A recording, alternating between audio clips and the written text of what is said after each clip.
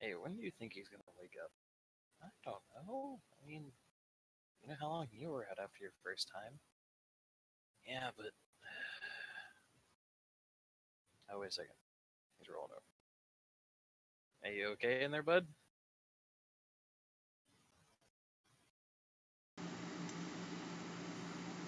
Yeah, just 5 more. And then the flailing begins.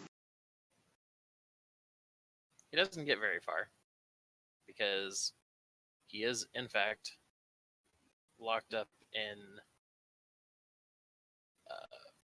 Well, it's obvious that it was made out of wrought iron fences, but it's definitely a, for those of you in the know, it looks like a kinky cage.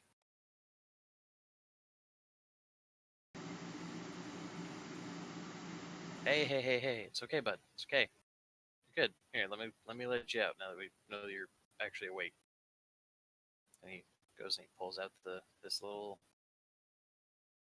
thing of keys and he undoes the master lock. He just throws it open. Near as you can tell, as you're looking around and such, is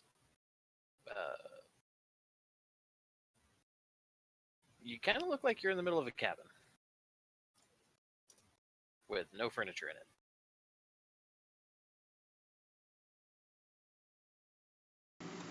And all Ben remembers is being really tired and then getting in a truck with these people. Conveniently, you see all 5 of those people. He bolts. Or tries to. There is no door to this cabin. Okay. Who in the ever loving fuck are all of you? And where the hell have you taken me? We took you up Tiger Mountain.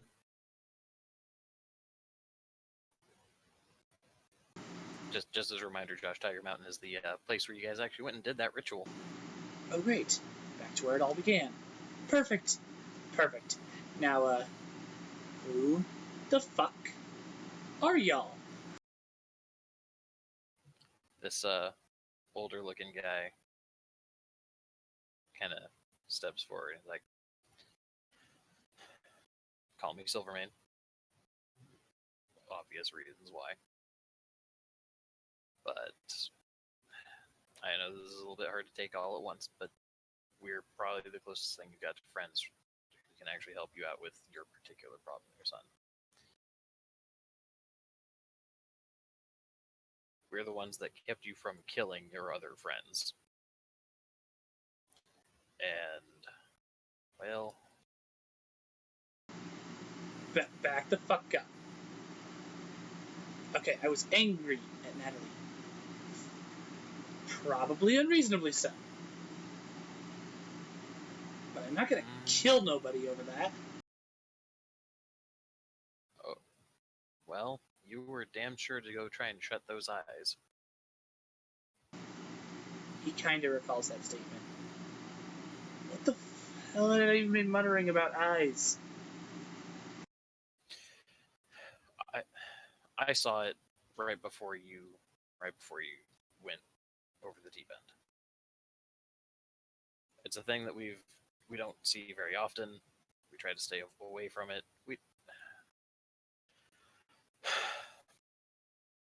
Okay, Ben.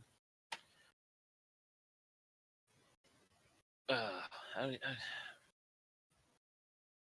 you always come into this thing with like having an idea of how you were going to talk about it, and then it lose it. This is when like there's a younger girl. She steps forward. You recognize her too. From where? She was your booty call when you got frustrated that night.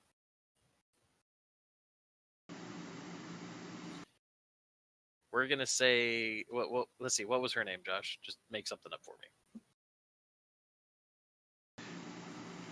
She had been called Allison because I have a business Okay, card. so when Allison's, huh? Because that's the name on a business card in front of me. Sure. So Allison like kind of puts a hand on Silvermane's side and steps around. Just like, and she's kind of points at Ben and says, Ben, you remember Blade? Remember that movie? The stupid one? Wesley Snipes? Yeah, I remember that movie. Okay. Imagine if they ended that with based on a true story.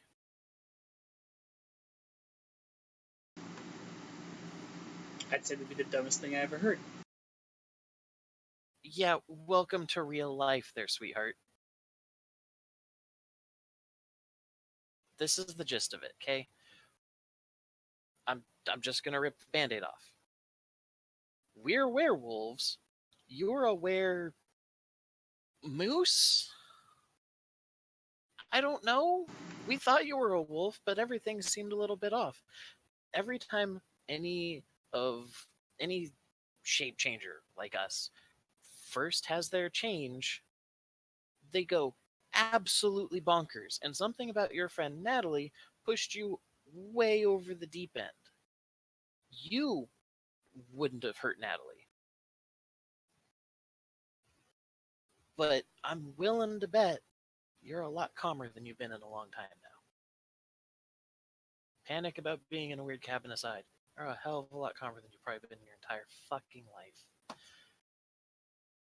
And this is the reason why, bud.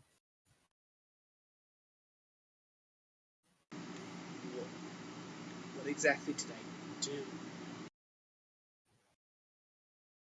The bigger guy in the corner has some pretty hefty bandages across his chest and around one of his arms. Like, well, you fucking put me through a couple walls, that's for sure.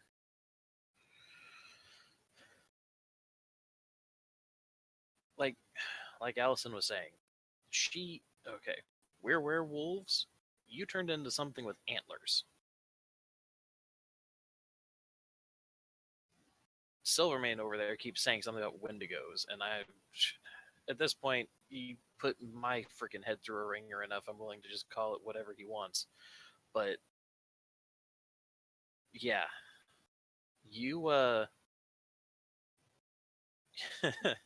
dude, your real self is freaking big, and that's when Allison just kind of cuts him off. He's the headstrong, the one that always rolls the fighter. What he's saying is he appreciates that you were big enough to kick his ass, but he won't ever say it. And then he just kind of shoots her a glare. I'm flattered, but Wermoose sounds like the stupidest name ever. And Wendigo? Really? Like, that shit my great grandmother used to tell us to scare kids. That's when Silvermane starts up again. Yeah. And yeah, some stories are absolute bullshit, but some of them come from somewhere, kid.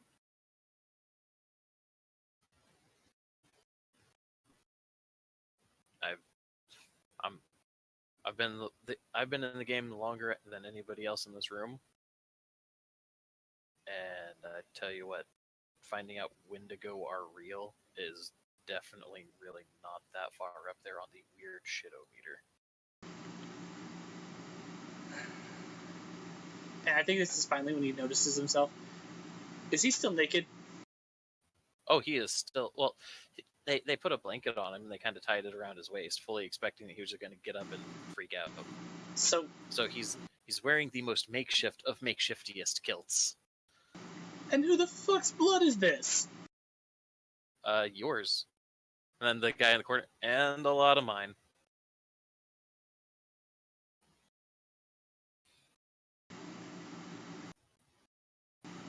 Why doesn't it hurt? Well, that's because, kind of like us, you apparently heal stupid fucking fast. And even though your friend shot you a couple of times, it really didn't matter. I knew bringing Brooke along would be a good idea. Not for exactly putting holes in me. Wait, why am I even believing this crap? Ugh. That's when Silvermane just kind of smirks. Well, as Disney as this is going to sound, when you listen to your own friggin' art, because you know that it's true. You may not remember, but you know.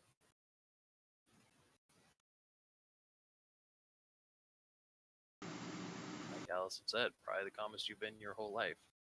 Because finally, the part of you that actually is connected to this stag, it's finally actually part of you instead of being repressed out the ass. You actually have it as part of you instead of just a story your grandmother used to tell.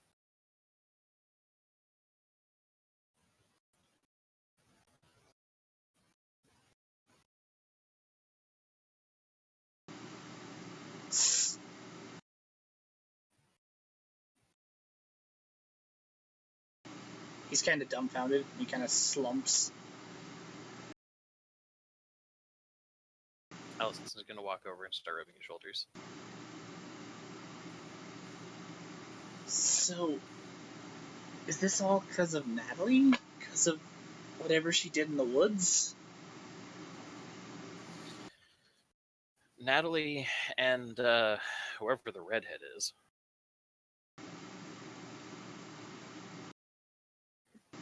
Really? Caitlin's in on it too? So her name's Caitlin? Yeah. Yeah, I expect that's going to probably change sooner rather than later. There's a couple of things that you got to understand, Ben. And you're part of a lot of big shit now. And the truth of the matter is, birth names have. You're going. How to put it? Aliases are going to be important. I guarantee you, Caitlin is eventually going to no longer be going by Caitlin. If she still even is. And because we don't. Yeah, she was. Whatever her and your friend Natalie are, Caitlin's stronger. Not by much. But they're not what you think they were. And I was definitely picking up. They must have tried to use something, whatever their particular power or magic or whatever. They must have tried to use it, and that must have been the thing that pushed you over the edge because she tried to do something to my head, and it felt wrong, and I don't like it when people fuck with my head. Yeah, the kinds of things that they are.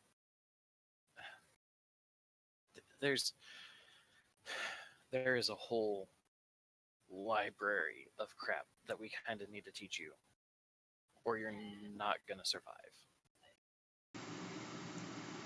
So is it really their fault? And we want to help you. Sorry? So is it really their fault, or have they just always been a ticking time bomb? You've kind of always been a ticking time bomb. It was one of those perfect storm situations. They did something to try and mess with your head, and you were already agitated enough. You've been stressed for what, weeks now? About a month and a half, yeah. Yeah, and severely stressed at that, and confused, and it all comes to a head eventually. And just, I guess, whatever it is that they tried to hit you with, you, the spirit within you just really took exception to that, and it came out, swinging. No offense, but that sounds really new age hokey. Spirit within me? Yeah, it really does, but fuck, I don't know what you believe in. I'm just throwing shit out and seeing what sticks. Is it going to be like that every time? Like, blackout? No. No, like, so, like, how to put it? All right, so kid, there's a couple of basic foundational things here. first, spirits are real. A lot more like, Japanese kami spirits, spirits that represent things. Ghosts are real too, but those aren't what we're talking about right now. Again, great grandma and her diaries, grandma and reading them. The land spirit, the sky, yeah. Exactly. All of that's real. So you're connected to moose, elk, something like that. I don't know. We are connected to wolf. Wolf, like the, when we change, when we go full tilt like you did, we are driven by absolute rage. It is directed rage. But you, like, even though he was the only one in there throwing down with you at the time, but the rest of us in reserve so we didn't destroy the whole building, we could feel that yours isn't a rage.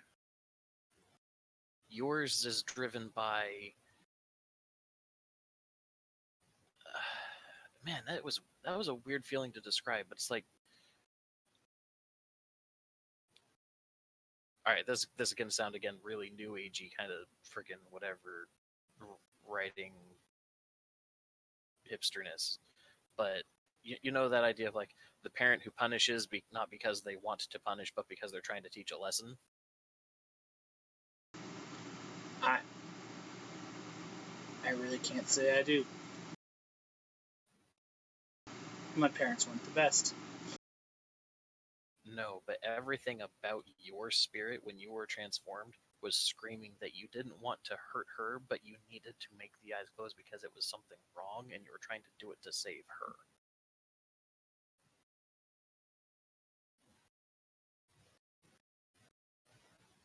Everything about what your spirit was screaming at us about was that you were trying to protect somebody.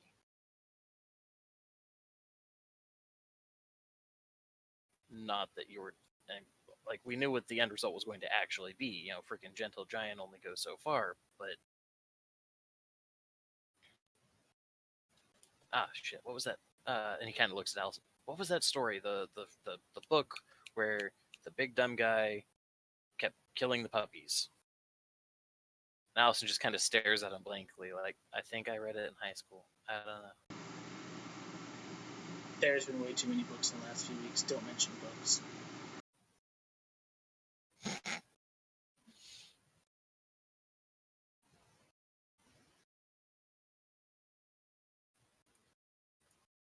Anyway, the point is, Ben, that for the similarities, you're very different from what we are. Then but why help me? Well, and that's when the guy in the corner that you beat the crap out of pipes up. Well, because I would rather you be able to fix your own problems instead of having to come save yours. You're definitely big enough. You can handle it yourself. I just don't want to have to come emergency fix crap. Is that your guys' job or something? Fixing crap? Functionally. The world's sick. Not metaphorically, like very literally, the spirit of the world is sick.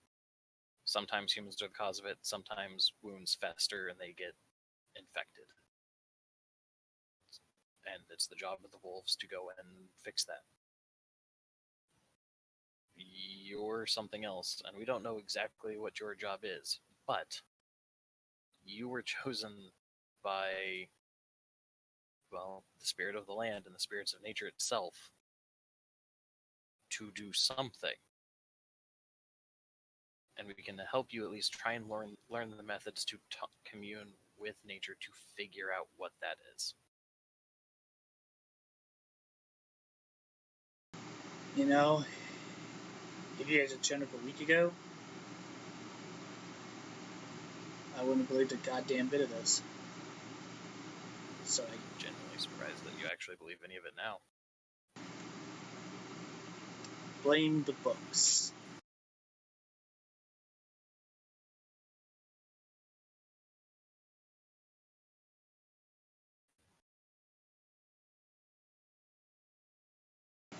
So maybe you can answer me one final thing.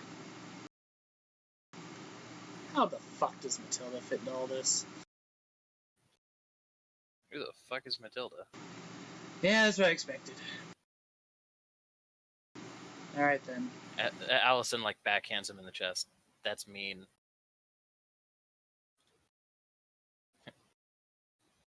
She just kind of turns back to you. We didn't know that her name was Matilda either until really recently. The gist of it is Matilda is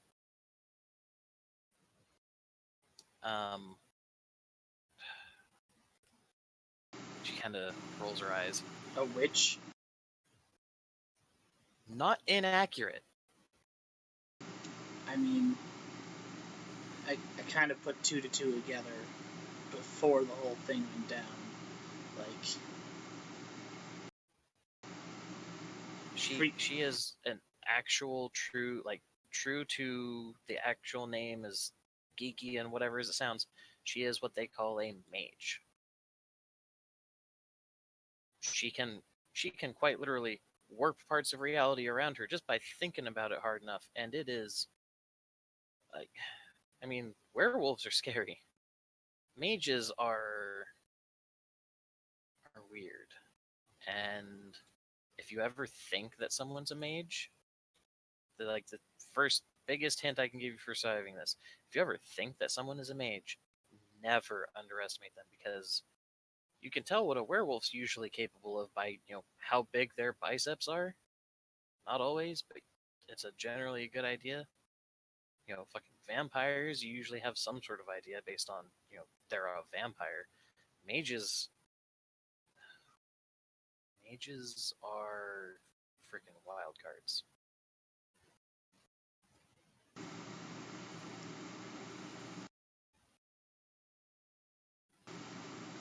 The day you underestimate one's the day that they're gonna put you in the fucking ground.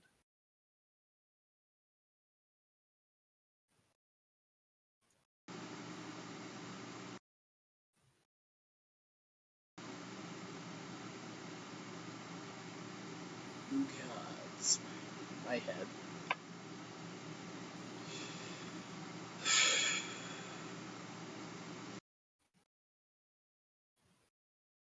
There is one thing I do want to ask, though, and this is going to sound like incredibly tasteless and insensitive. Yeah. Okay, so if we go under the assumption of that Wendigo is the right word. Yeah. What food sounds tasty right now? Honestly, a hamburger. Wait, are you asking about the whole Wendigo The cannibalism thing? yeah. No, I've never eaten someone. At least, not that I remember. She looks over at one of the people that hasn't said anything yet. She just folds her arms across her chest, and he just fine, and he pulls out a 5 and he just sticks it under her bra strap.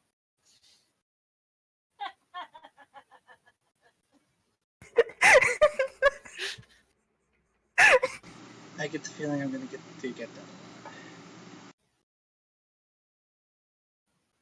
He gets the feeling that what? I get the feeling I'm going to get that a lot.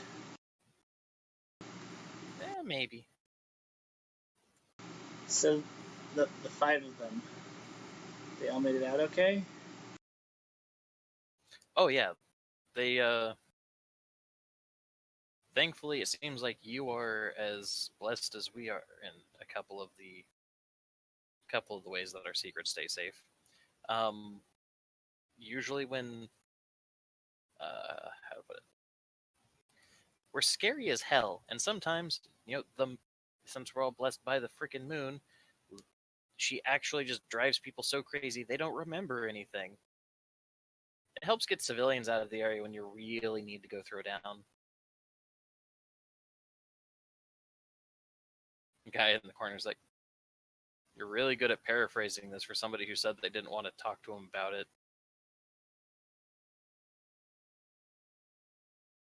And she kind of just blushes. No, paraphrasing is good. Keep it simple. I'm not a studying one.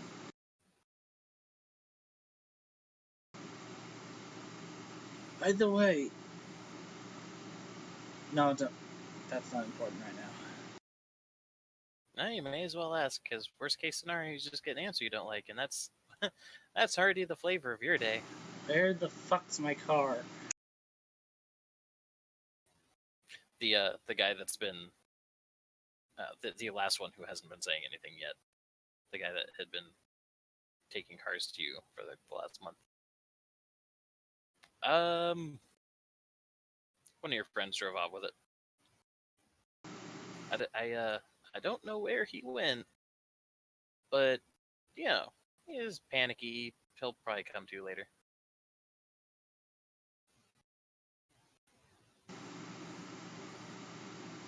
If he ruins the transmission in that car, I'm going to musk all over his bookstore.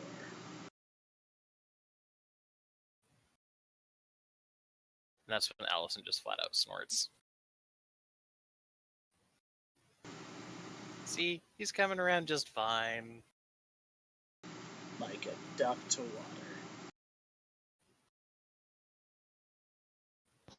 Is that racist? Only if there's a weird duck in the room. And that's where we'll go ahead and actually, there's one other thing that we're gonna do before we close out that scene. That's when she says, "Cool, so I'll go get some food, and when we get back, we'll show you how to get out of the cabin." And then she just disappears.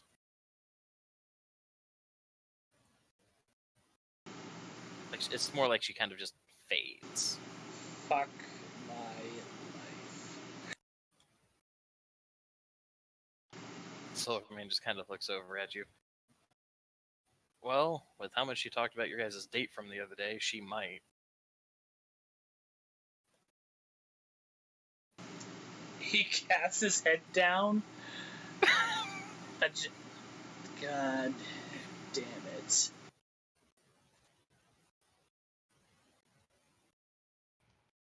Hey, I mean, if it makes you feel any better, Steel Claw back there, you definitely did more damage to her than he ever did. He's been friggin' pissy about it for days. And the one in the corner just...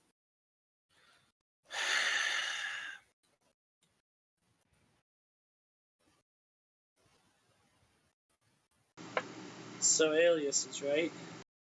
I take it there aren't any other Wendigos. So for now, I guess I'm just Wendigo. Hey, fair enough. And that's where we'll go ahead and fade to black that scene.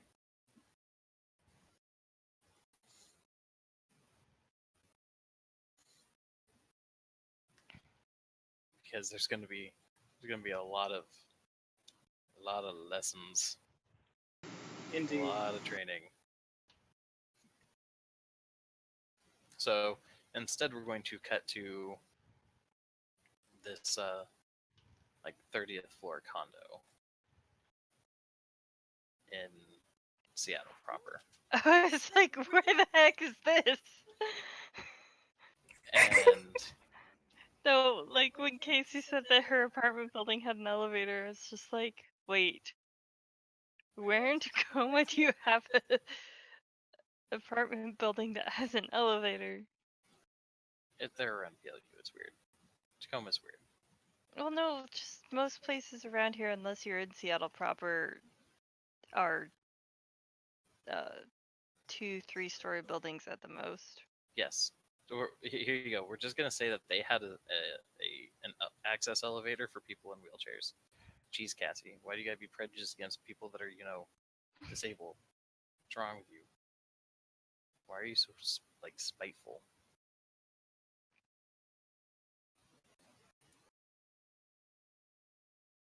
Anyway, so you're on like the 40th floor of this apartment. You don't know why it. Well, you know exactly why it's the 40th floor.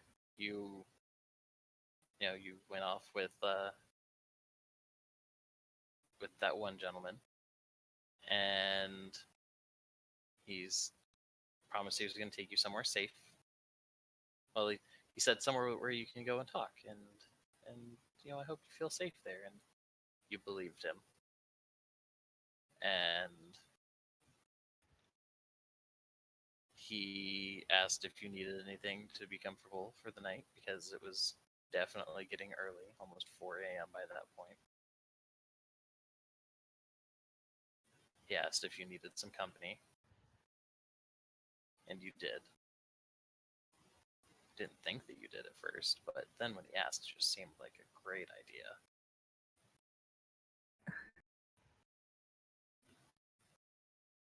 And in the end,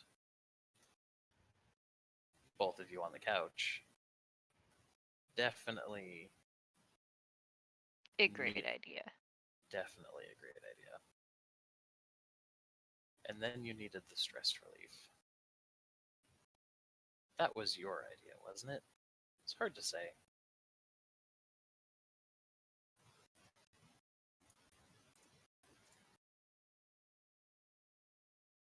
You were talking, and you realized that he didn't do a whole lot of talking. He seemed to be doing a lot of listening. He tried to tell you about what had gone on over at Natalie's apartment. Something about, I have some eyes and ears around, and something about a license plate that he's familiar with, and all these things, and it kind of all went in one ear and out the other. But at the same time, when I think about it later, I know for a fact that I'll recall this. You're okay. And by the end of the evening, he asked, or he's not asked, but flat out said, "You're an interesting one, Yumiko. I think it might be interesting and worth it to keep you around and see just how interesting some of these things can be."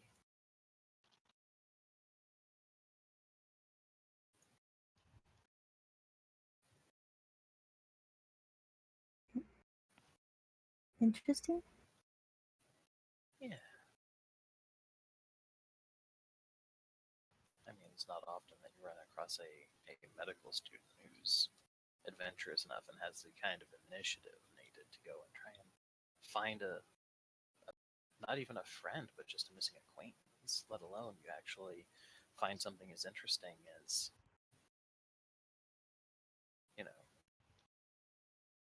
that wolf thing I was telling you about.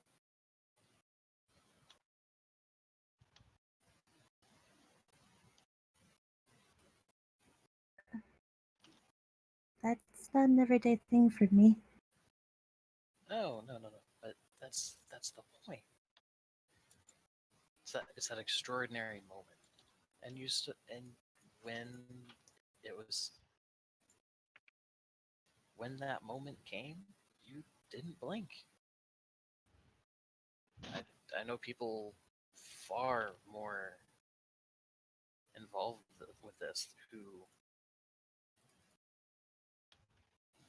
would, and they would have just not even bothered. Honestly, and running away from the issue like you did at the apartment, that's honestly understandable. So I tell you what, you've trusted me so far.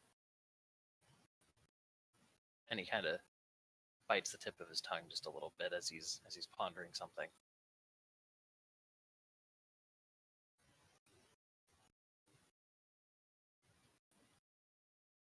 I want you to trust me with something.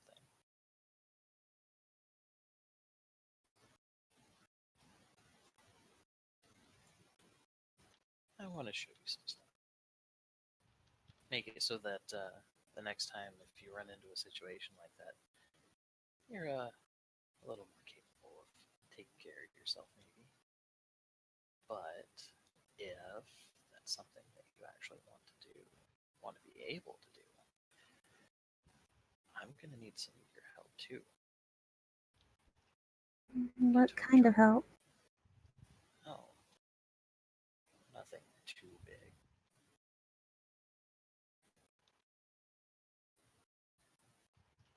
I think we can help each other to try and keep some more people safe. Prevent another Matilda from happening, right? She kind of gives him a look. You know Matilda? Well, you told me about her like an hour ago. Right. Oh.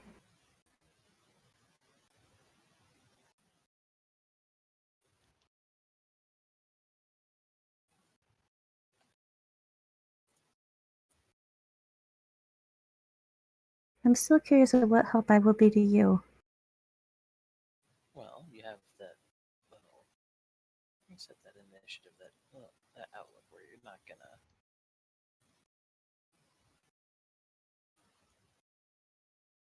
I know that you keep saying that your friends were helping you and they were just as much a part of it and all that, but just if I needed some stuff looked into, knowing that between you or your friends might be able to actually get things looked into without being a huge deal. And what's in it for you? Getting to find out some truth, getting to find out what people are, who's out there trying to make people like Matilda disappear. I mean, you saw earlier, I may not be like the most influential person around, but I can definitely, at the very least, go and help make sure that the police are pointed in the right directions. Directions that are more helpful than a problem.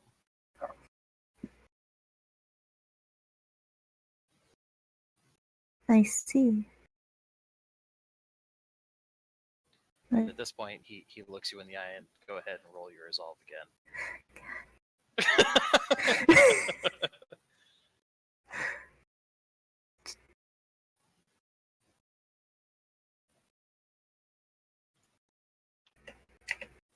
Oh, I was in the wrong tab. Yeah, that is insufficient. As he looks at you and says, "Come on, help. Let's work together. See if we can make this a better city." And that's when he leans in. And oh my gosh, that is the best feeling that you have ever felt against your neck.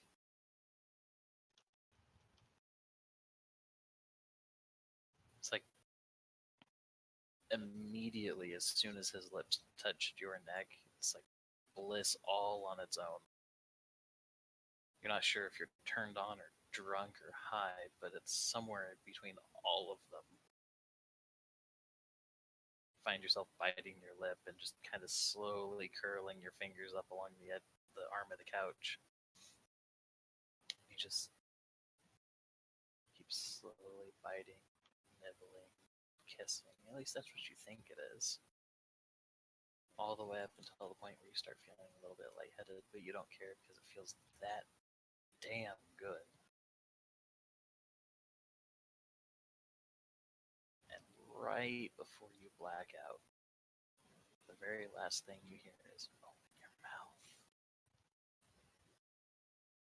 As something that tastes as delicious as that felt touches your lips.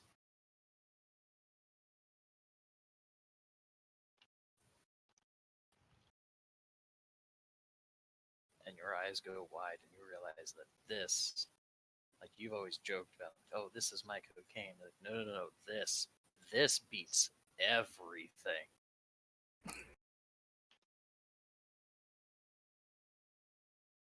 This is something that you feel like you literally could never live without from this point on. And in some part of your head, you realize that's literal. You know for a fact this is going to be this is the stuff. This is what's going to dictate every moment of your life from this point on. But you trust him. so it can't be that bad.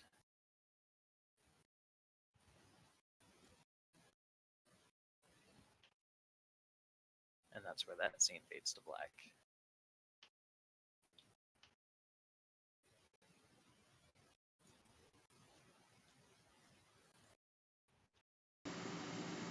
And I think we're done.